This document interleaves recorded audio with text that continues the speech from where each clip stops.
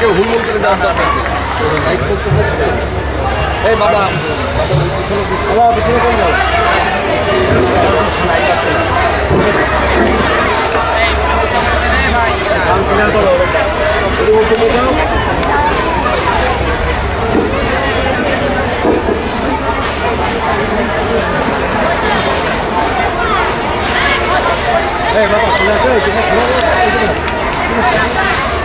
এই ছবি টবি করে চলো না, এখন তো বক্তব্য শুরুই করি।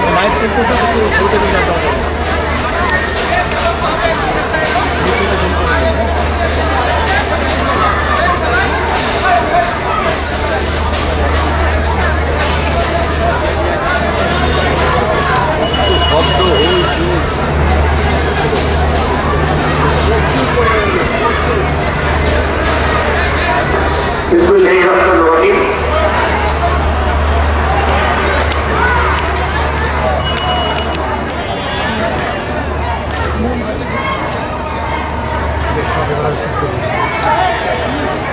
আজকে 7 নম্বর ওয়ার্ড বিএনপি অঙ্গীয় সহযোগী সংগঠনের উদ্যোগে আয়োজিত আজকের এই নারী সমাবেশে উপস্থিত শ্রদ্ধাভাজন সভানেত্রী, যশোর জেলা স্কুলের সহকারী প্রধান শিক্ষক, বিশিষ্ট শিক্ষাবিদ বেগম সখিনা খাতুন, উপস্থিত আছেন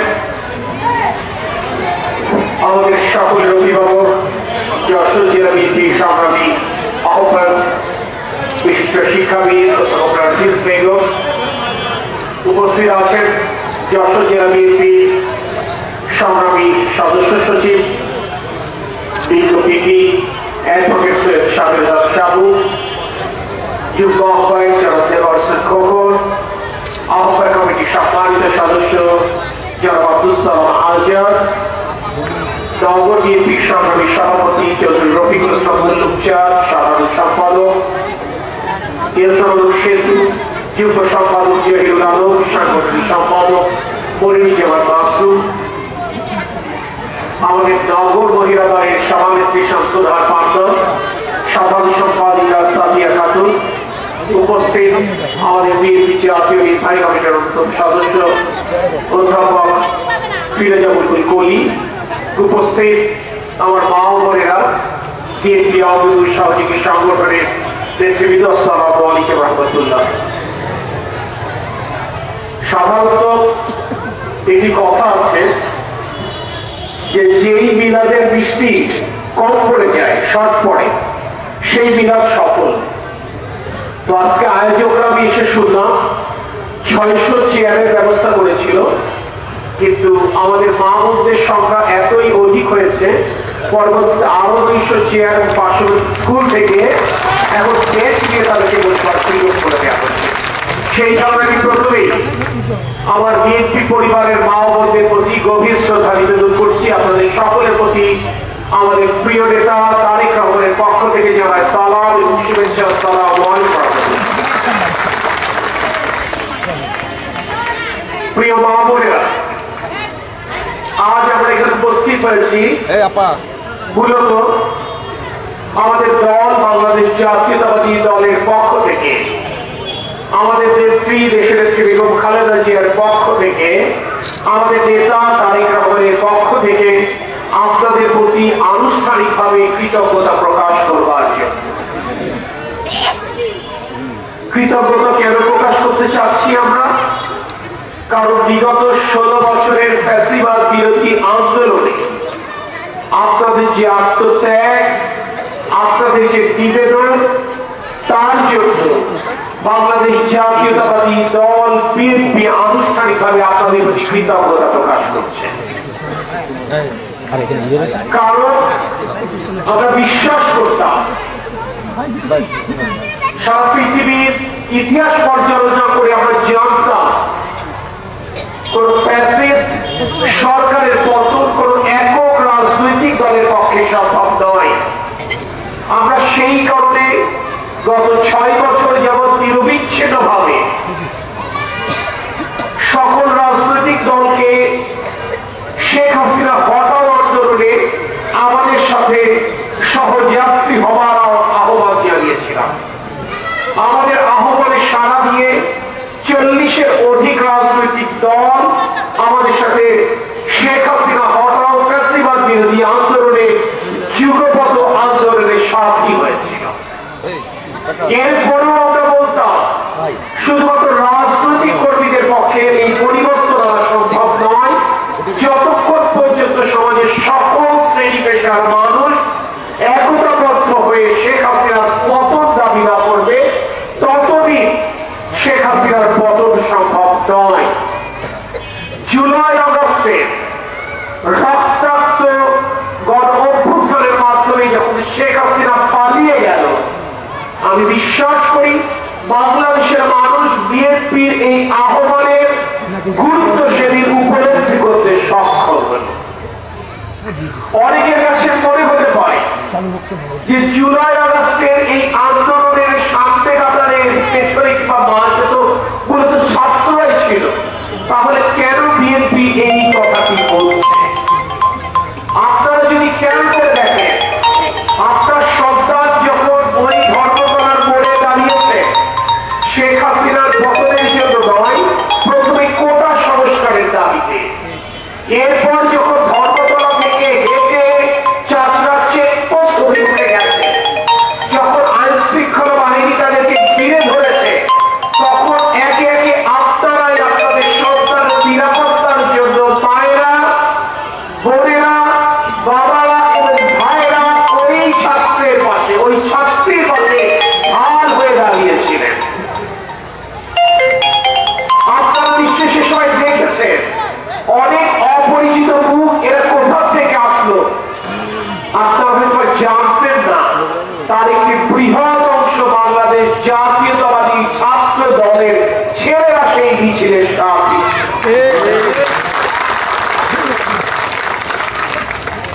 তাহলে ওইখানে ওই আন্দোলন নিশ্চয়ই এমনও অনেক রিক্সাওয়ালাকে খুঁজে পেয়েছেন যে 2 বোতল পানি কিনে ছাত্রদের মুখে তুলে দেওয়ার চেষ্টা করেছে।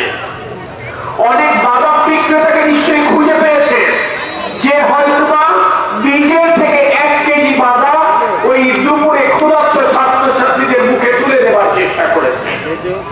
অনেক শ্রমিক ভাইদেরকে নিশ্চয়ই দেখেছেন যারা একদিনের কাজ ফাঁকি দিয়ে ওই চাষটা চেকপোস্টে ছাত্রদের কথা শুনবার চেষ্টা করেছে। কারণ এই 16 বছর তাদের যে দুঃখ, তাদের যে কষ্ট, যে নারী, যে গৃহবধূ সংসার পরিচালনা করতে প্রতিদিন লড়াই করতে হয়, যেই পুরুষের তার পরিবারের সদস্যের চাহিদা পূরণ করতে যে মাথা গান পায়ে ফেলতে হয়, যে ছাত্রকে পড়ালেখা শেষ করে একটি সরকারি চাকরির জন্য শুধুমাত্র দরখাস্ত জমা দিতে দিতে তার জুতার সুতরাটা হয়ে যায়, তারা বোঝে শেখ হাসিনা কত জগদ্দল পাথরের মতো তার বুকে চেপেছিল। তাই এই পরিবর্তন কখনোই কোনো সমাজে একক কোনো শ্রেণীর কৃতিত্ব হতে পারে না। এই কারণে 5ই আগস্টের শেখ হাসিনা পতনের পর একমাত্র বাংলাদেশ জাতীয়তাবাদী দল, একমাত্র তার নেতা তারেক রহমানই যে নিজের কৃতিত্ব দাবি করেননি ব্যক্তিগত কিংবা তার দলের পক্ষ থেকে। কারণ আমরা জানতাম, আমরা বিশ্বাস করি এই পরিবর্তনের পেছনে সমগ্র বাংলাদেশের 95% জনগণের সমর্থন এবং অংশগ্রহণ ছিল। প্রিয় মা বোনেরা, আমরা আপনাদের প্রতি কৃতজ্ঞ কেন? কারণ এই 7 নম্বর ওয়ার্ড ঐতিহাসিকভাবে জাতীয়তাবাদী রাজনীতির দুর্গ। এই অঞ্চলের মানুষ যতবার সুষ্ঠু নির্বাচনী প্রক্রিয়ার মাধ্যমে তাদের ভোটাধিকার প্রয়োগ করবার সুযোগ পেয়েছে, প্রতিবারই তারা বিএনপির পক্ষে কিংবা ধানের শীষ প্রতীকের প্রতি তাদের সমর্থন ব্যক্ত করেছে। এই অঞ্চলের মা বোনেরা, আমার রাজনৈতিক কর্মীদেরকে আপনারা রাতের পর রাত আশ্রয় দিয়েছেন। আমার ছাত্রদল, যুবদল, স্বেচ্ছাসেবক দলের ভাইরা যখন মিথ্যা মামলায় জড়িয়ে পালিয়ে বেড়াচ্ছে, নিজের বাড়িতে থাকবার সুযোগ নেই, নিজের মায়ের হাতের রান্না খাবার খাবার কোনো সুযোগ নেই,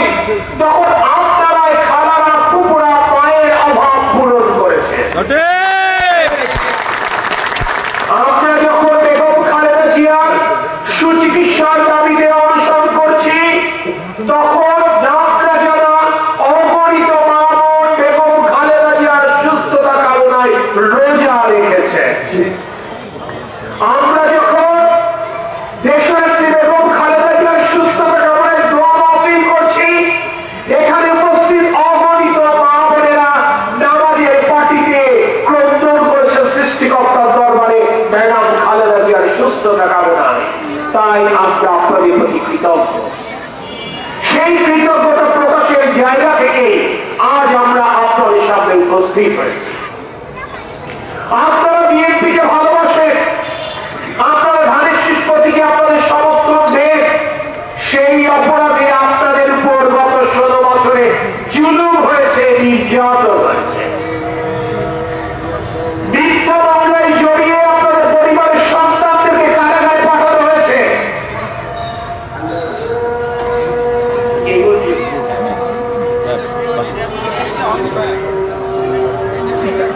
এটা হলো এই শঙ্করপুরে প্রতি সপ্তাহে গড়ে 2 থেকে 3 জন হত্যাকাণ্ডের শিকার হয়েছে। সে সন্ত্রাসী, সে মাদক ব্যবসায়ী, সে কিশোর গ্যাং, সে বিএনপি না সে আওয়ামী লীগ, এই হিসেব যদি আমরা না করি, আমরা যদি তাকে মানুষ হিসেবে বিবেচনা করি, আত্মা বা সন্তান হিসেবে বিবেচনা করি, তাহলে গড়ে প্রতিটি পরিবার তার স্বজনকে হারিয়েছে।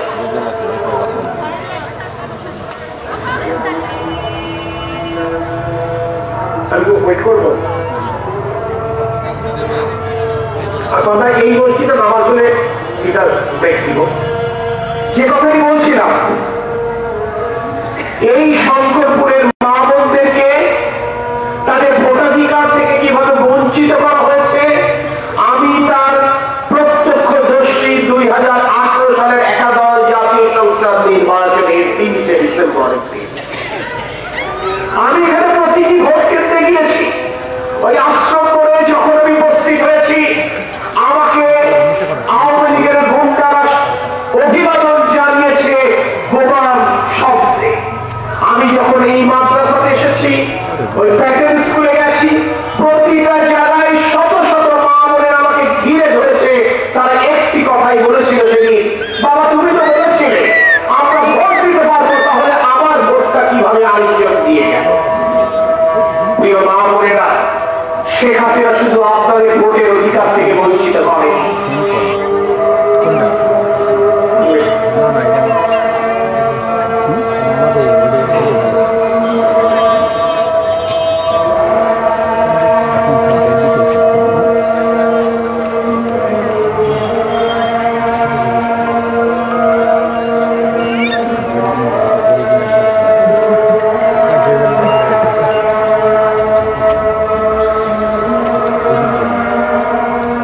সামনে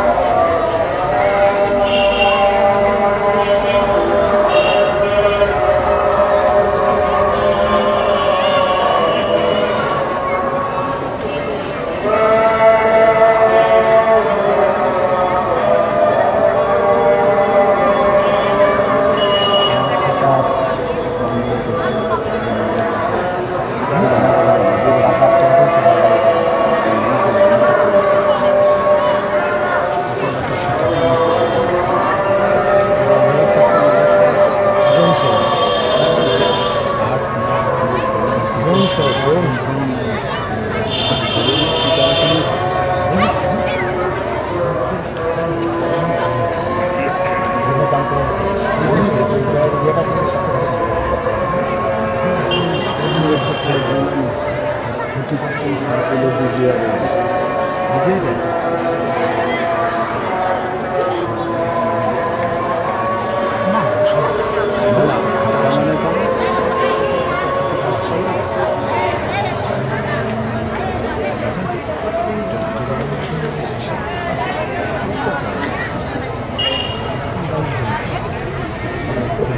যে কথাটি বলছিলাম, গত 16 বছরে শেখ হাসিনা শুধুমাত্র আমাদের ভোটের অধিকার থেকে বঞ্চিত করেনি, শেখ হাসিনা আমাদেরকে মানবাধিকার থেকে বঞ্চিত করেছে। মানবাধিকার তো তাকেই বলে জন্মগতভাবে যে অধিকার আপনার আমার উপর বর্তিয়েছে। আপনার আমার তো একটি স্বাভাবিক মৃত্যুর গ্যারান্টি থাকবার কথা ছিল, কিন্তু এই সংকট করে স্বাভাবিক মৃত্যুর গ্যারান্টিও কিন্তু গত 16 বছরে ছিল না। সে কারণে প্রতি সপ্তাহে ঘরে 3-4টি হত্যাকাণ্ডের শিকার এই অঞ্চলের মানুষকে হতে হয়েছে। শেখ হাসিনা শুধু ভোটের অধিকার থেকে আমাদেরকে বঞ্চিত করেনি, শেখ হাসিনা আমাদেরকে ভাতের অধিকার থেকে বঞ্চিত করেছে। যে শেখ হাসিনা বলতেন 10 টাকা কেজি চাল খাওয়াবেন, সেই শেখ হাসিনার বদলতে মানুষকে 70 টাকা কেজি চাল খেতে হয়েছে। দ্রব্যমূল্যের ঊর্ধ্বগতির কারণে আমার মা বোনদেরকে সংসার পরিচালনা করতে কষ্ট হয়েছে, মানুষের কাছে হাত পাততে হয়েছে। প্রিয় মা বোনেরা, আপনাদের এই কষ্টকে বিবেচনায় দিয়েই আগামীতে বাংলাদেশ জাতীয়তাবাদী দল আমাদের মা বোনদের জন্য এক বিশদ কর্ম পরিকল্পনা হাতে নিয়েছে। আমাদের প্রিয় নেতা তারেক রহমান তিনি বলেছেন, তিনি কথা দিয়েছেন, যদি আগামীতে একটি সুষ্ঠু নির্বাচনী ব্যবস্থার মাধ্যমে বিএনপি রাষ্ট্র পরিচালনার সুযোগ পায়, তাহলে প্রতিটি পরিবারের জন্য তিনি একটি করে পারিবারিক কার্ড চালু করবেন। যেই পারিবারিক কার্ডের মাধ্যমে প্রতিটি পরিবারকে সরকারের তরফ থেকে ক্ষেত্র বিশেষে 2000 থেকে 5000 টাকা পর্যন্ত প্রতি মাসে বরাদ্দ দেবে। এই টাকাটা দিয়ে আপনি কি করবেন? এই টাকাটা দিয়ে আপনার সংসার আপনি খরচ করবেন। এই টাকাটা দিয়ে প্রয়োজনে আপনি আপনার সন্তানের জন্য গৃহ শিক্ষক রাখবেন। এই টাকা দিয়ে প্রয়োজনে আপনি আপনার স্বামী কিংবা শ্বশুর শাশুড়ি চিকিৎসার জন্য ওষুধ কিনবেন। যদি তার কোনো প্রয়োজন না থাকে, এই টাকাটি সঞ্চয় করে আপনি আপনার বিয়ের সময় ব্যবহার করবেন। সবচেয়ে গুরুত্বপূর্ণ বিষয়টি হচ্ছে, তারেক রহমান বলেছেন এই ফ্যামিলি কার্ডটি হবে প্রতিটি পরিবারের গৃহকর্ত্রীর নামে, অর্থাৎ মায়ের নামে, স্ত্রীদের নামে, বোনেদের নামে। কোন ফ্যামিলি কার্ড আমার কোন ভাই কিংবা চাচাদের নামে হবে না। প্রিয় মা বোনেরা, আপনাদের নিশ্চয় খেয়াল আছে, সাবেক প্রধানমন্ত্রী বেগম খালেদা জিয়া আপনাদের সন্তানের জন্য মাধ্যমিক শ্রেণী পর্যন্ত বিনামূল্যে পাঠ্যপুস্তকের ব্যবস্থা করেছিলেন। তিনি মেয়ে সন্তানের জন্য দ্বাদশ শ্রেণী অর্থাৎ ইন্টারমিডিয়েট পর্যন্ত বিনা বেতনে পড়বার সুযোগ করে দিয়েছিলেন। তারেক রহমান কথা দিয়েছেন, যদি আগামীতে রাষ্ট্র পরিচালনার সুযোগ বিএনপিকে বাংলাদেশের জনগণ দেন, তাহলে তার মায়ের দেখানো পথ ধরে তিনি আগামীতে মেয়ে শিশুদের জন্য মাস্টার্স পর্যন্ত পড়ালেখা অবৈতনিক করছেন। প্রিয় মা বোনেরা, আপনারা নিশ্চয় কখনো কখনো দেখেন, নিশ্চয় দেখেন না, দেখেছেন, কারণ গত 16 বছরে আমাদের পেছনে যখন পুলিশ দাঁড়িয়ে বেরিয়েছে, আপনাদের অনেকে ভোটের অধিকার থেকে মহিলা পুলিশ বঞ্চিত করেছে। পোশাক পরা মহিলা পুলিশ দেখেছেন না? দেখেছেন। হয়তো ইতিহাসটি জানেন না, এই মেয়েদেরকে পুলিশ বাহিনী, আনসার বাহিনী এবং গ্রাম প্রতিরক্ষা বাহিনীতে কাজের সুযোগ কে করিয়ে এনেছিলেন? আমাদের নেতা শহীদ রাষ্ট্রপতি জিয়া রহমান। আপনারা হয়তো জানেন, অনেকে হয়তো জানেন না, আজ প্রাথমিক স্কুলগুলোতে যে স্কুল শিক্ষক দেখেন তার 50% নারীদের মধ্যে থেকে পূরণ করা হয়। কারণ শহীদ রাষ্ট্রপতি জিয়া রহমান এবং ম্যাডাম খালেদা জিয়া বুঝেছিলেন প্রাথমিক স্কুলের যে শিশু বাচ্চা যারা ছোটবেলায় স্কুলে আসতে কান্দাকাটি করে, মা বাবাকে ছাড়া থাকতে পারে না, তাদেরকে যদি বেশ শিক্ষক থাকে তাহলে তারা অন্তত মায়ের স্নেহ দেবে, বোনের স্নেহ দেবে, আদর দেবে, তাদের পড়ালেখায় সুযোগ তৈরি হবে। তারেক রহমান ঠিক সেই অনুকরণে আগামীতে আমাদের মেয়েরা যেন আরো বেশি আত্মনির্ভরশীল হতে পারে, কর্মক্ষেত্রে তাদের যোগ্যতা জায়গা করে নিতে পারে, তার ব্যবস্থা করতে চেয়েছেন। আপনাদের নিশ্চয়ই জানা আছে বাংলাদেশের অর্থনীতি যে চলছে দুটি সূচকের উপর বাংলাদেশের অর্থনীতি টিকে আছে। একটি হচ্ছে আমাদের গার্মেন্টস, যেইখানে কাপড় তৈরি হয়, যেই কাপড় বিদেশে রপ্তানি করে বাংলাদেশ বৈদেশিক মুদ্রা অর্জন করে। আপনি বিদেশ থেকে যে চাল, ডাল, সয়াবিন তেল আমদানি করেন, এটা তো বাংলাদেশি টাকায় আমদানি করা যায় না, বিদেশি মুদ্রায় আমদানি করতে হয়। বিদেশি মুদ্রা তো বাংলাদেশে ছাপানো হয় না, তাহলে আপনাকে বিদেশি মুদ্রা বাংলাদেশের বাইরে থেকে আয় করতে হবে, তাহলে কিনতে হবে। বিদেশি মুদ্রা আয়ের একটি পথ হচ্ছে আমাদের গার্মেন্টস সেক্টর। এই গার্মেন্টস সেক্টরে এই মুহূর্তে প্রায় 35 লক্ষ মা-বোন কাজ করে। 35 লক্ষ মা-বোন কাজ করা মানে প্রায় 2 কোটি মানুষ এই মা-বোনদের উপর নির্ভরশীল। 35 লক্ষ মা-বোন করে কিন্তু 35 লক্ষ পরিবার, প্রতিটি পরিবারে 5 জন করে যদি সদস্য হয়, তাহলে প্রায় 2 কোটি মানুষ এই গার্মেন্টস সেক্টরের উপর নির্ভরশীল। এই গার্মেন্টস সেক্টরের প্রতিষ্ঠা, এই গার্মেন্টস সেক্টরের উন্নয়ন একান্ত শহীদ রাষ্ট্রপতি জিয়াউর রহমানের হাত ধরে পেয়েছিল। আর একটা সূচক বাংলাদেশের অর্থনীতি, সেটি হচ্ছে বিদেশে আমাদের যে কর্মরত শ্রমিকেরা আছে তারা যে ডলারটি পাঠায়, যেটা বিকাশের মাধ্যমে, নগদের মাধ্যমে, রকেটের মাধ্যমে আপনার মোবাইলে টাকা আসে, এরও সুযোগ অর্থাৎ বিদেশে শ্রমিক রপ্তানির সুযোগটিও শহীদ রাষ্ট্রপতি জিয়াউর রহমান করে দিয়েছিলেন। আপনারা অনেক কষ্ট করে আপনাদের সন্তানদের পড়ালেখা শেখান। আপনাদের কি স্বপ্ন থাকে যে আপনাদের সন্তানেরা পড়ালেখা শেষ করে মানুষের মতো মানুষ হবে, সেটি সরকারি চাকরি নাহলে একটা বেসরকারি প্রতিষ্ঠানে উচ্চ বেতনে চাকরি করবে, যাতে করে আপনার স্বামী আর কষ্ট করতে না হয়। এক জীবনে যে কষ্ট আপনি করেছেন সে কষ্টটা অন্তত দূর হয়ে যাবে যদি আপনার ছেলে বা আপনার মেয়ে ভালো পড়ালেখা করে সে যদি ভালো জায়গায় চাকরি খুঁজে নিতে পারে। কিন্তু গত 16 বছরে আপনার সন্তানদেরকে তার যোগ্যতার বলে চাকরি পাওয়ার সুযোগ ছিল না বললেই চলে। চাকরি পাওয়ার প্রথমতম শর্ত ছিল আপনাকে আওয়ামী লীগ করতে হবে, আর দ্বিতীয় শর্তটা কি ছিল? আপনাকে 25 লক্ষ থেকে 50 লক্ষ টাকা ঘুষ দেওয়ার সামর্থ্য থাকতে হবে। অর্থাৎ শুধু আওয়ামী লীগ করলেও হবে না, আবার শুধু ঘুষ দিলেও হবে না, আওয়ামী লীগও করতে হবে, ঘুষও দিতে হবে, তাহলেই আপনি সরকারি চাকরি পাবেন। তারেক রহমান ওয়াদা করেছেন আগামীতে আমাদের দেশের তরুণ প্রজন্ম তার যোগ্যতা অনুযায়ী, মেধা অনুযায়ী নিরপেক্ষভাবে তার কর্মক্ষেত্রে জায়গা করে দেবে। এর জন্য কোনো ঘুষ লেনদেনের কোনো সুযোগ থাকবে না। প্রিয় মা বোনেরা, যাদের বয়স একটু বেশি, যারা আমার মা, আমার খালা, আমার কুকুর সমবায়ী, তাদের নিশ্চয় খেয়াল আছে আজকের শঙ্করপুর দেখে কিন্তু আজ থেকে 20 বছর আগে শঙ্করপুরকে কল্পনা করা যাবে না। তখন এই অঞ্চলকে গ্রাম বলা হতো, এই অঞ্চলের রাস্তাঘাটে কি বেহাল দশা ছিল আপনারা জানেন। এই অঞ্চলের পরিবর্তন এনেছিল কে? এই অঞ্চলের পরিবর্তন এনেছিলেন আমাদের নেতা তরিকুল ইসলাম।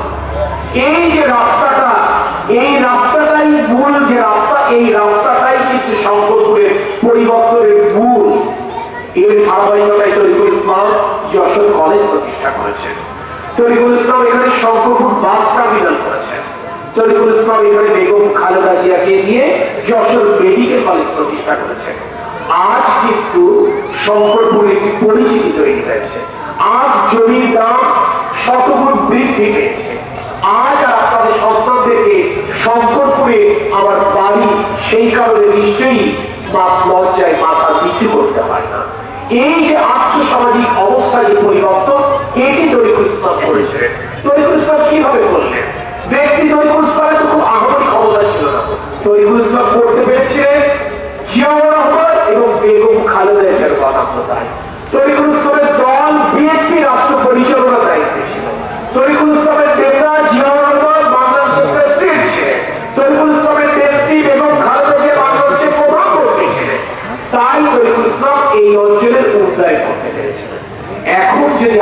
চান সেই উন্নয়নের চাকা যদি বন্ধ হয়ে গেছে, আবার সেই উন্নয়ন নতুন করে শুরু হোক। আপনারা যদি চান আপনার সংকটের অবস্থার পরিবর্তন হোক, তাহলে এই পরিবর্তন কোনোভাবেই আমার সিদ্দিক চাচা, আমার জাকির ভাই, আমার সালাম চাচা কিংবা এই মঞ্চ ভূমিষ্ঠ জেলা বিএনপির কোন নেতা কিংবা আমার পক্ষে কোনোভাবেই সম্ভব হবে না যদি না বাংলাদেশ জাতীয়তাবাদী দল বিএনপি রাষ্ট্র পরিচালনার সুযোগ না পায়। যদি না আমাদের নেতা তারেক রহমান রাষ্ট্র পরিচালনার দায়িত্ব না নেন, তাই আমাদের দীর্ঘ পথ আর পাড়ি দিতে হবে। 16 বছর অপেক্ষা করেছে একটি গণতান্ত্রিক রাষ্ট্রের জন্য। গণতান্ত্রিক রাষ্ট্র বলতে আমরা কি বুঝাই?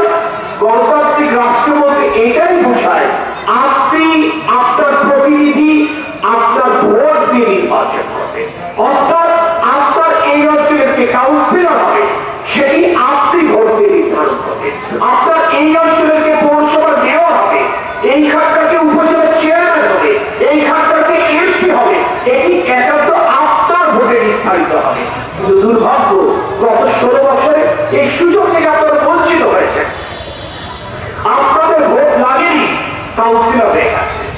আপনাদের ভোট লাগেনি, এমপি সাহেব সেজে বসে আছেন। আর সেই অবস্থার পরিবর্তনের জন্য কিন্তু আপনি অপেক্ষা করেছেন এবং অপেক্ষা করেছেন আমাদের সাথে থেকে। আমরা সেই পরিবর্তন চাই, সেই পরিবর্তনের জন্য এত হচ্ছে রক্ত। গত 16 বছরে আমার দলে সারা বাংলাদেশের 700টি রাজনৈতিক সহকর্মী গুমের শিকার হয়েছে, যারা আজও তার পরিবারের কাছে ফেরত আসেন। সেই পরিবারগুলো জানে না তাদের স্বামী সন্তান আজও বেঁচে আছে কিনা। যদি মারা গিয়ে থাকে, মৃত্যুর দিনটাও তাদের জানাবেই যে মৃত্যুবার্ষিকীর দিন তাদেরকে দোয়া মাহফিলের আয়োজন করবে। আজ বিএনপি করবার অপরাধে বাংলাদেশের জনগণের ভোটের অধিকার চাইবে, ন্যায্য মূল্যে নিত্য প্রয়োজনীয় দ্রব্যের সুলভ সরবরাহ নিশ্চিত করবার দাবি জানাতে গিয়ে সারা বাংলাদেশে আমার 5000-এর উপর সহকর্মী খুনের শিকার হয়েছে। এখানে উপস্থিত এমন কোন পুরুষ নেই যে গত 16 বছর যাকে মিথ্যা মামলায় জড়িয়ে অন্তত একটিবার কারাগারে পাঠানো হয়নি। এত ত্যাগ, এত অপেক্ষা, এত শ্রম, আপনাদের এত দীর্ঘশ্বাস, আপনাদের এত চোখের পানি, সবকিছুতে একটি গণতান্ত্রিক বাংলাদেশ। কিন্তু সেই গণতান্ত্রিক বাংলাদেশ আজও কিন্তু আমরা পাইনি। শেখ হাসিনা পালিয়ে গেছে, ফ্যাসিবাদের পতন হয়েছে আমরা ভাবছি, কিন্তু এরপর আওয়ামী লীগের গুন্ডারা কোথাও কোথাও মাথা চারা দিয়ে উঠবার চেষ্টা করছে। তাই আমাদের একটি দাবি, আমাদের একটি প্রত্যাশা, দ্রুততর সময়ের মধ্যে একটি সুষ্ঠু নির্বাচনী ব্যবস্থা আমরা ফেরত পেতে চাই। যে নির্বাচনী ব্যবস্থার মাধ্যমে বাংলাদেশের জনগণ তাদের পছন্দের প্রার্থীকে বেছে নেবে। সেই প্রার্থী যদি আমি না হয় আরেকজন হয়, আমাদের কোনো আপত্তি থাকবে না। কিন্তু আমরা চাই বাংলাদেশের জনগণ তার পছন্দের প্রার্থীটি বেছে নেওয়ার স্বাধীনতা, সেই অধিকারটি ফেরত পায়। গত 16 বছর ঠিক যেভাবে আপনারা আমাদের সাথে থেকে লড়াই করেছেন, আমাদের এই লড়াই সহযাত্রী হয়েছে, আমরা যেন লড়াই সফল হতে পারি সেই কারণে আমাদের জন্য দোয়া করেছেন, প্রার্থনা করেছেন, মানব করেছেন, রোজা রেখেছেন। আমি আপনাদের কাছে সর্বান্তবার অনুরোধ করবো, আগামী যে পথটি রয়েছে, অর্থাৎ যতদিন পর্যন্ত একটি গণতান্ত্রিক সরকার পুনঃপ্রতিষ্ঠা লাভ না করছে, ততদিন পর্যন্ত মেহেরবানি করে আপনারা আমাদের সাথে থাকবেন। আমরা আমাদের জন্য নয়, আমরা শুধুমাত্র বিএনপির জন্য নয়, আমরা বাংলাদেশের 18 কোটি মানুষের জন্য একটি গণতান্ত্রিক রাষ্ট্র চাই। আমরা এমন একটি রাষ্ট্র চাই যে রাষ্ট্রে ধর্ম ভক্তের ভিন্নতার কারণে মানুষে মানুষে পার্থক্য করা হবে না, রাজনৈতিক দর্শনের ভিন্নতার কারণে কোনো মানুষ বৈষম্যের শিকার হবে না। আমরা চাই এমন একটি রাষ্ট্র যেখানে হানাহানি থাকবে না, যেখানে কোনো মানুষ প্রতিহিংসার শিকার হবে না। প্রতিটি মানুষের একটি পরিচয় হবে, সে হচ্ছে মানুষ, সে হচ্ছে বাংলাদেশী। এবং আমরা সেই রাজনৈতিক সংস্কৃতি ফিরিয়ে আনতে চাই। আমরা সহমর্মিতা এবং আমরা সহযোগিতায় বিশ্বাস করি। আমরা বিশ্বাস করি মানুষে মানুষের যদি ভালোবাসার বন্ধন দৃঢ় করা যায়, তাহলে আমরা এই বাংলাদেশকে একটি আত্মনির্ভরশীল রাষ্ট্রে পরিণত করতে সমর্থ হবে। সেই যাত্রায় যেভাবে দীর্ঘ 16 বছর আপনারা আমাদের পাশে ছিলেন, আমরা আগামী দিনগুলো আপনাদের সাহায্য চাই, সমর্থন চাই। প্রিয় মা বোনেরা, একটি সময় ছিল যখন পরিবারের নারী সদস্যরা অবলা থাকতো, অর্থাৎ তাদের কথা তারা দুঃখের কথা বলতে পারতেন না, কষ্টের কথা বলতে পারতেন না, প্রয়োজনের কথা বলতে পারতেন না। আজ কিন্তু অবস্থার পরিবর্তন হয়েছে। এখানে উপস্থিত অনেকেই পড়ালেখা শেষ করছেন, অনেকের বাচ্চারা পড়ালেখা করছে। আমি আপনাদের কাছে আমার দলের পক্ষ থেকে এইটাই আহ্বান জানাবো, এই পরিবর্তনের পেছনে আপনাদের প্রত্যেকে শরিকানা রয়েছে, এই পরিবর্তনের পেছনে আপনাদের প্রত্যেকের ভূমিকা রয়েছে। আর সেই কারণে যতদিন পর্যন্ত গণতান্ত্রিক রাষ্ট্র প্রতিষ্ঠা হয়, আপনি কেমন সরকার চান, আপনি কেমন রাষ্ট্র চান, আপনি কেমন সমাজ ব্যবস্থা চান, এটি আপনাদের যার যার জায়গা থেকে আপনাদেরকে উচ্চ কণ্ঠে করতে হবে। যদি আপনি আপনার পাড়ায় কোনো অনুষ্ঠান দেখেন, সেটি মাদকের ব্যবসা হোক, সেটি সন্ত্রাস হোক, আপনাকে প্রতিবাদ করতে হবে। আপনি নিশ্চিত থাকবে সেই প্রতিবাদে আপনার পাশে আমার দল বাংলাদেশ জাতীয়তাবাদী দল বিএনপি থাকবে। পরিশেষে আপনাদের সকলের কর্মার রহমত কামনা করি, আপনাদের সকলের সুস্থতা এবং দীর্ঘায়ু কামনায় আমি আমার কথা শেষ করছি। আপনাদের যদি আমার এই বক্তব্যের সূত্র ধরে কোন প্রশ্ন থাকে, আগামী দিনে রাষ্ট্র পরিচালনার ক্ষেত্রে বিএনপির ভাবনাটিকে যদি আপনাদের কারো যে আগ্রহ থাকে, আপনারা প্রশ্ন করবেন, আমাদের নেতারা আপনারা নিশ্চয়ই উত্তর দেওয়ার চেষ্টা করবেন। সকলে ভালো থাকবেন। আল্লাহ হাফেজ। বাংলাদেশ জিন্দাবাদ, বাংলাদেশ জাতীয়তাবাদী দল জিন্দাবাদ, শহীদ রাষ্ট্রপতি জিয়া রহমান উত্তম অবরোধ, দেশ নেত্রী বেগম খালেদা জিয়া জিন্দাবাদ, আমাদের প্রিয় নেতা তারেক রহমান জিন্দাবাদ।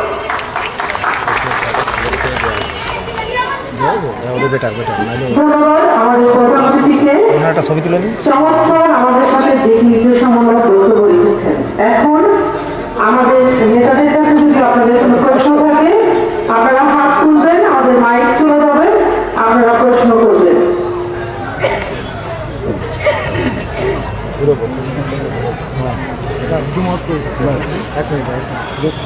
আপনারা একটু হাত তুলবেন।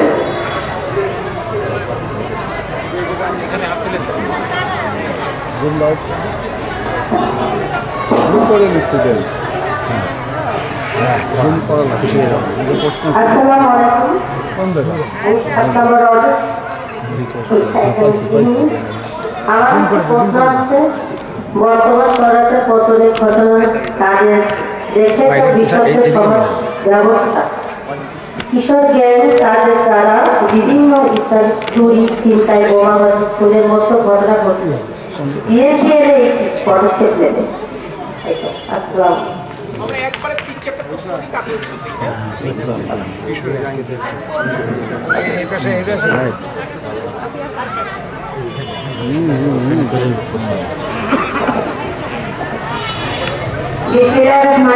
আসসালামু আলাইকুম।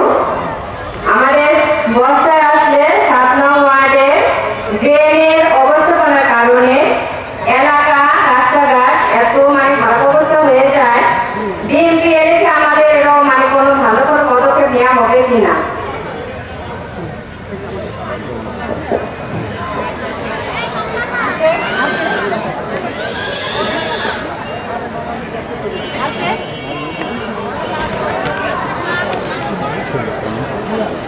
আসসালামু আলাইকুম। আমি 7 নম্বর ওয়ার্ডের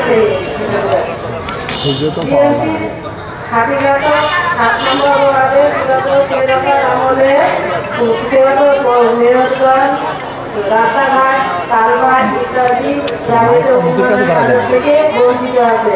7 নম্বর ওয়ার্ডবাসী বঞ্চিত আছে। 7 নম্বর ওয়ার্ডবাসী বিএনপি কি ধরনের পদক্ষেপ নেবে? ঠিক আছে, আমরা 3টে প্রশ্নের উত্তর দিই। 3টে প্রশ্নের আমরা উত্তর দিই। হ্যাঁ, এখানে আমাদের এক বোন বলেছেন কিশোর গ্যাংয়ের কথা। আমি আপনাদেরকে বলি, আসলে কিশোর গ্যাং তো একটা বড় সমস্যা আমাদের এই শুধু যশোরে না, বিভিন্ন শহরেই এই সমস্যা। আপনারা জেনে খুশি হবেন, 5 আগস্ট পরবর্তী সময়ে আমার যশোর জেলা বিএনপির সিনিয়র নেতৃত্ব আমার ডান পাশে বসে আছেন আমার জেলা বিএনপি সদস্য সিটি অ্যাডভোকেট সৈয়দ শাহুল্লাহ সাবু, মাঝখানে বসে আছেন জেলা বিএনপির আহ্বায়ক অধ্যাপক নার্গিস বেগম, এবং তার পাশে বসে আছেন আমার জেলা বিএনপির যুব আহ্বায়ক খবর। 5 আগস্টের পর তারা কিন্তু আমাদের ডিসি সাহেবের সাথে কথা বলে যশোরে জরুরি ভিত্তিতে কোন বিষয়গুলো দেখা উচিত এই বিষয়ে যখন কথা বলেছেন, সেই মিটিং আমার থাকার সুযোগ হয়েছিল। সেখানে তারা মূল যে কথাগুলো বলছে তার মধ্যে অন্যতম কাজ যেটা ছিল সেটি যে কিশোর গ্যাংয়ের দৌরাত্ম্য। সে সময় আইন শৃঙ্খলা বাহিনীর সদস্যরা ওনাদের কাছে নামের তালিকা অনেক সময় চেয়েছেন। ওরা খুব স্পষ্ট করে বলেছেন যে আমাদের কাছে তার নামের তালিকা চাইবা আপনাদের প্রয়োজন। আপনারা সরকারি অফিসে পত্রপত্রিকা আছে, আপনাদের এই গত 5 বছর কিংবা 7 বছরে কারা কিশোর গ্যাংয়ের দৌরাত্ম্য, কোথায় কাজের নেতৃত্বগুলো পরিচালিত, সবকিছু আপনাদের জানা। আপনাদেরকে এই কিশোর গ্যাংকে যে কোনো ভাবে নিয়ন্ত্রণ করতে হবে। আমি মনে করি আহামরি পরিবর্তন না হলেও 5ই আগস্টের আগে কিশোর গ্যাংয়ের যে দৌরাত্ম্য ছিল সেটা কিছুটা হলেও নিয়ন্ত্রিত হয়েছে। আমাদের অবশ্যই চেষ্টা থাকবে যে আগামীতে আমরা রাষ্ট্র পরিচালনার সুযোগ পাই একটা গুণগত পরিবর্তন। আপনাদের নিশ্চয় মনে আছে 2001 সালের আগেও কিন্তু 96-2001 পিরিয়ডে যশোর একেবারে সন্ত্রাসের নগরীতে পরিণত হয়েছিল। সে সময় আমাদের নেতা তরিকুল ইসলাম নির্বাচন আগে বলেছিলেন যদি আপনারা আমাকে ভোট দেন আমি যশোরকে সন্ত্রাস মুক্ত করবো। উনি কিন্তু আপনাদের সকলকে সাথে নিয়ে আপনাদের সকলের সহযোগিতায় কিন্তু যশোরকে সন্ত্রাস মুক্ত করেছিলেন। অর্থাৎ আমরা জনগণকে যে কথা দিই সে কথাটি রাখবার চেষ্টা করি এবং সেই কথা রাখবার উদাহরণ আমাদের এই সমাজে রয়েছে। আল্লাহ যদি আমাদের তৌফিক রাষ্ট্র পরিচালনা করেন অবশ্যই আমরা সন্ত্রাস মুক্ত, মাদক মুক্ত, কিশোর গ্যাং মুক্ত একটি সমাজ তৈরি করার চেষ্টা করব। এখানে আরেকজন বোর্ড বলেছেন যে জলাবদ্ধতার কথা। আসলে মূল যে বিষয়টি এখানে তো অপরিকল্পিত উন্নয়ন হয়েছে। অপরিকল্পিত উন্নয়নের কারণে যেটা দাঁড়িয়েছে ড্রেন রাস্তা থেকে উঁচু হয়ে গেছে, এখানে বাড়ি রাস্তা থেকে নিচে নেমে গেছে। এই যে পরিকল্পনার অভাব, এই পরিকল্পনার অভাবটা কখন হয় যখন যিনি কাউন্সিলর, যখন যিনি পৌরসভা মেয়র, যখন এমপি সাহেব, যখন এলাকার মানুষের সাথে তার যোগাযোগ থাকে না, এলাকার মানুষের সাথে তার কোনো জবাবদিহিতা থাকে না, এলাকায় লোকেদের হাঁটাচলা করতে হয় না, তখন তো এলাকার সমস্যাগুলো তার কাছে আসে না। প্রজেক্ট আসে, তিনি অফিসে বসে, অফিসে বসে কাজগুলো চেষ্টা করেন। কারণ এমপি হওয়ার জন্য, মন্ত্রী হওয়ার জন্য, মেয়র হওয়ার জন্য, কাউন্সিলর হওয়ার জন্য তাদের কিন্তু জনগণের কাছে যাওয়া লাগেনি। কোনো মতে ঢাকায় সুদা সদরে টাকা দিয়ে একটা নৌকা প্রতিকার লেগেছে, এরপর স্পেশাল অফিসারকে ফিল করে আপনি মেয়র হয়েছেন, মানে এমপি হয়েছে। জনগণের প্রতি যখন দায়বদ্ধতা থাকে না তখন উন্নয়ন করে না, সমস্যা সমাধান করে এটি করবার জন্য জনগণের কাছে আশা লাগে না। আমরা তো এই কারণে একটি গণতান্ত্রিক রাষ্ট্রে যাই যেখানে জনপ্রতি যে বা হবে জনপ্রতিনিধি তাকে যদি জনগণের কাছে যেতে হয়। যিনি আপনার ভোটে কাউন্সিলর হবে, যিনি আপনার ভোটে মেয়র হবে, যিনি আপনার ভোটে এমপি হবে, তার জবাবদিহিতা কিন্তু আপনার কাছে থাকবে। আপনি তার কাছে উন্নয়ন বলে আপনার সুবিধা বলে আদায় করে দিতে পারবেন। আমরা বিশ্বাস করি যদি একটি গণতান্ত্রিক রাষ্ট্র আমরা বিনির্মাণ করতে পারি ইনশাআল্লাহ এই সমস্যাগুলো কমে যাবে। এখানে রাস্তাঘাটের উন্নয়ন বঞ্চিত কথা বলেছেন, এটি অত্যন্ত স্বাভাবিক। এখানে একটা ছোট্ট উদাহরণ দিই, আপনাদের নিশ্চয় খেয়াল আছে আমাদের প্রয়াস করে তার দুর্নীতি বিষয়ে বাড়ির সাথে রাস্তা মার্শাল্লাহ দীর্ঘদিন হয়, কারণ তিনি বিএনপি করতেন। সংকীর্ণতা এমন একটি জায়গায় ছিল এদের যে ওইটুকু জায়গায় তারা রাস্তা তারা নির্মাণ করবার জন্য তারা দায়িত্বশীল তাকে আন্তরিকতার উদারতা দেখাতে পারি। ন্যাচারালি বিএনপি করবার অপরাধে যে অঞ্চলগুলো উন্নয়ন বঞ্চিত হয়েছে, আগামীতে যদি বিএনপি রাষ্ট্র পরিচালনার সুযোগ হয় সেই ক্ষতি আপনাদের পুষিয়ে দেওয়ার চেষ্টা করবে। ধন্যবাদ।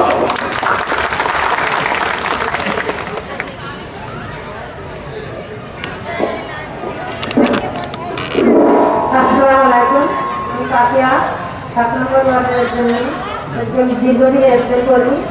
আমি প্রস্তাব রাখতে চাই যে আমাদের এখানে বিগত দিনে ভোটার দিকে যেসব রাজনৈতিক নেতা, যে কাউন্সিলর নেতাই বলা যায়, যে কাউন্সিলর প্রতিনিধি, জনপ্রতিনিধি বলা যায় না, যেহেতু ভোটার বিহীন তারা হচ্ছে হয়েছে।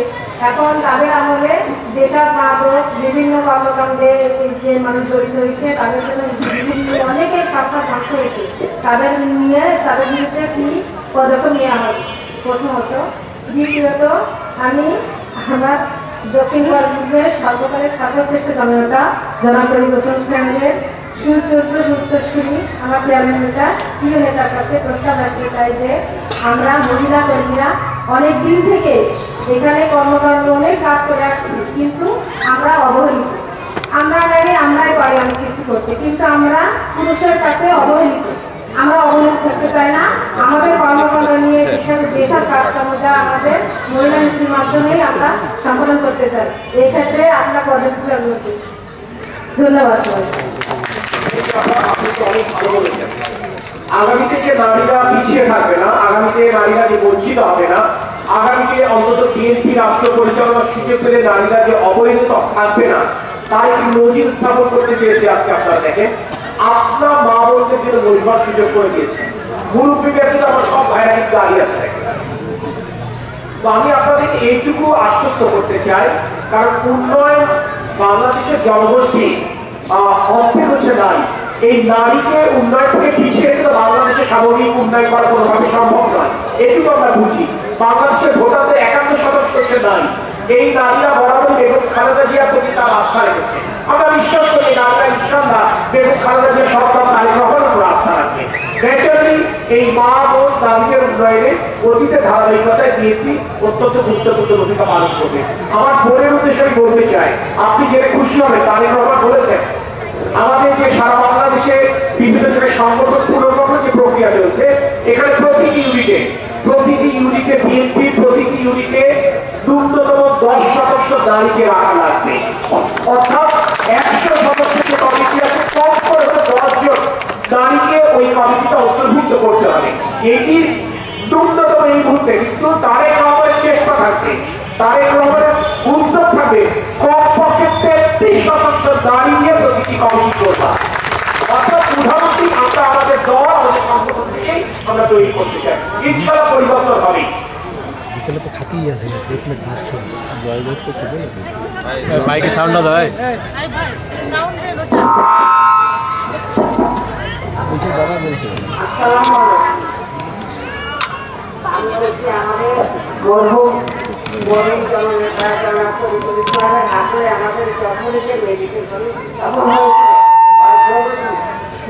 মেডিকেল কলেজ চালু হয়নি। মেডিকেল কলেজ পূর্ণাঙ্গ পায়নি সহ এর উন্নয়নের আপনি তো ঠিকই বলেছেন যে আমরা 2005 সালে ডিসেম্বর মাসে তরিকুল ইসলামের আহ্বানে সাড়া দিয়ে যশোর ঈদগাহ ময়দানে লক্ষাধিক জনতার সাথে বেগম খালেদা জিয়া যশোরের মেডিকেল কলেজ প্রতিষ্ঠার ঘোষণা দিয়ে বিএনপি রাষ্ট্র পরিচালনার দায়িত্ব থেকে সরে যাওয়ার আগে যশোর মেডিকেল কলেজের অনুমোদন করে যায় অর্থ বরাদ্দের জন্য একটা ধাপ আছে, সেই ধাপটা পূরণ করে যায়।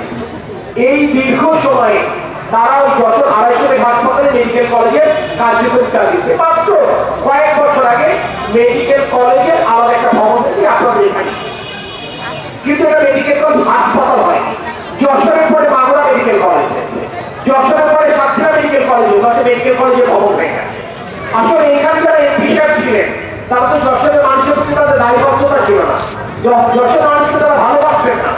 আপনারা জেনে খুশি হবেন বিএনপি তো রাষ্ট্র পরিচালনার সুযোগ এখন পায়নি, কারণ এখন একটি নির্বাচনী ব্যবস্থা ফেরত আসেনি, আপনারা ভোট দেওয়ার সুযোগ পাননি। কিন্তু তারপরও 5 এবং পরবর্তী সময়ে মেডিকেল কলেজের কাজটা কোথায় আটকে গেছে সেটা আমরা খুঁজে বের করেছি। আমরা তার কাগজপত্র বের করেছি। সংশ্লিষ্ট এখানকার জেলা প্রশাসক, মেডিকেল কলেজের প্রিন্সিপাল, হসপিটাল সুপারের সাথে আমার দলের নেতৃত্ব কাজ করছেন। আমরা চেষ্টা করছি যাতে করে দ্রুততম সময়ের মধ্যে এই কাজটা শুরু করা যায়। আর বিএনপি যদি রাষ্ট্র পরিচালনার সুযোগ পায়, ইনশাল্লাহ সেই 5 বছর মেয়াদের মধ্যে যশোর মেডিকেল কলেজের উদ্বোধন করতে আমরা যদি সহায়ক, ইনশাল্লাহ আমাদের প্রিয় নেতা তারেক রহমান যাবে না। ধন্যবাদ।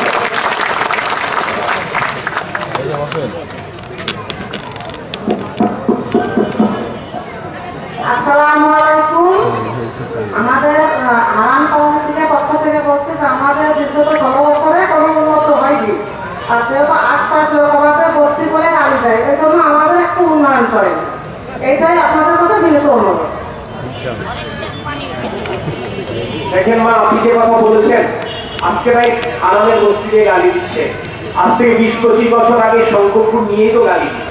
অবস্থার পরিবর্তন যখন উন্নয়ন হবে, এই এলাকার যখন উন্নয়ন হচ্ছে গালিটা কেউ দিতে পারবে না। তরিকুল ইসলাম তো সেই উন্নয়নের সূচনা করেছিলেন। এখানকার আপনাদের এলাকা নরেন্দ্র বিষয়, এখানে আমার পাশে বসে আব্দুল সালাম আজাদ, এটা তো তরিকুল ইসলামকে দিয়ে এই উন্নয়নগুলো চালু করেছিলেন। আমি বিশ্বাস করি আগামীতে বিএনপি আপনাদের এলাকার জন্য এমন কাজ করার চেষ্টা করবে যাতে করে এই গাড়ি দেওয়ার সুযোগ হবে না। এখন তো আমার যে আপত্তি হয়, এই জমিটা কিছু সম্পর্কে কিনে রাখতে লাভটা হচ্ছে জমির দাম যে পরিমাণ বেড়ে গেছে, ওই আমাদের কাউন্সিলর জুলু কাউন্সিলর মিডিয়ায় বসে নাকি যে ব্যবসা করতেছে, তাতে তো বোঝা যাচ্ছে যে জমির ব্যাপক উন্নতি। যাই হোক, আমার মনে আলোচনা হয়ে গেছে। আমাকে নেতৃত্বে কথা বলুন। আপনারা সকলে ভালো থাকবেন। আল্লাহ হাফেজ।